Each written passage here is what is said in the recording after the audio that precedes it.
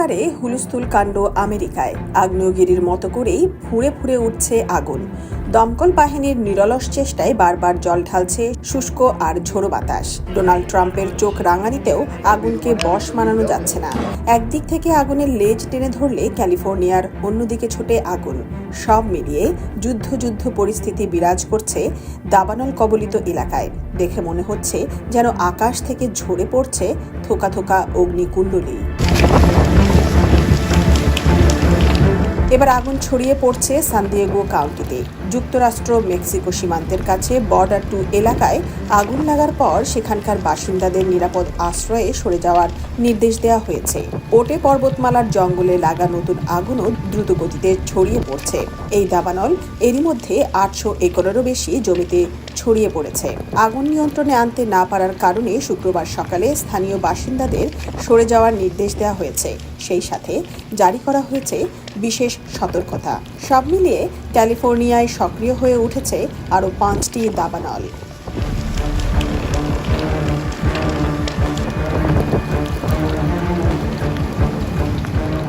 এর আগে বুধবার ক্যাস্টেইক লেকের কাছে দাবানল ছড়িয়ে পড়লে নতুন করে সংকটে পড়ে স্থানীয় প্রশাসন আর দমকল বাহিনী। ভয়ঙ্কর হিউজ দাবানলে 10.5 একর ভূমি পুড়ে ছাই হয়ে যায়। কর্তৃপক্ষ দাবি করেছে 36% নিয়ন্ত্রণে রয়েছে এই দাবানলটি। বৃহস্পতিবার ভেঞ্চুরা কাউন্টিতে শুরু হওয়া লাগুনা দাবানল 94 একর জমি গ্রাস করার পর এখন 70% নিয়ন্ত্রণে এসেছে।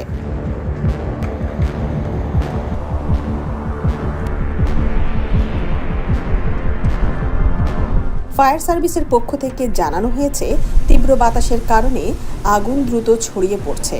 নিয়ন্ত্রণে কাজ করছেন দমকল কর্মীরা। এর আগে 10 দিনেরও বেশি সময় ধরে স্মরণকালের ভয়াবহ দাবানলে ব্যাপক ক্ষতিগ্রস্ত হয় লস অ্যাঞ্জেলেসের। এতে প্রাণ গেছে অন্তত 28 জনের। পুড়ে গেছে 15,000-এর বেশি ঘরবাড়ি ও স্থাপনা।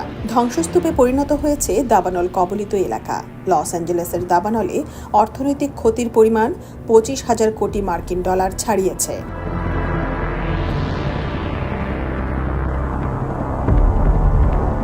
লস অ্যাঞ্জেলেসের দাবানলের তাণ্ডবের মধ্যেই যুক্তরাষ্ট্রে হানা দিয়েছে তুষার ঝড়। এতে বিপর্যস্ত যুক্তরাষ্ট্রের দক্ষিণাঞ্চল। হিমাঙ্কের নিচে তাপমাত্রার কবলে পড়েছে টেক্সাস, ফ্লোরিডা সহ বেশ কয়েকটি অঙ্গরাজ্য। সেসব অঞ্চলে জারি করা হয়েছে জরুরি অবস্থা। ভারী তুষারপাতে বিপর্যস্ত হয়ে পড়েছে যুক্তরাষ্ট্রের দক্ষিণাঞ্চল। প্রাণহানির ঘটনাও ঘটেছে। আকস্মিক বৈরী আবহাওয়ার কারণে টেক্সাস ও সাউথ লুইজিয়ানার মহাসড়ক এবং বিমানবন্দর সাময়িক বন্ধ ঘোষণা করা হয়েছে।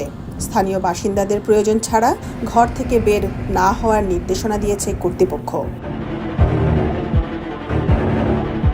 তুষার ঝড়ের ফলে বরফের চাদরে ঢেকে গেছে বেশ কয়েকটি অঙ্গরাজ্য।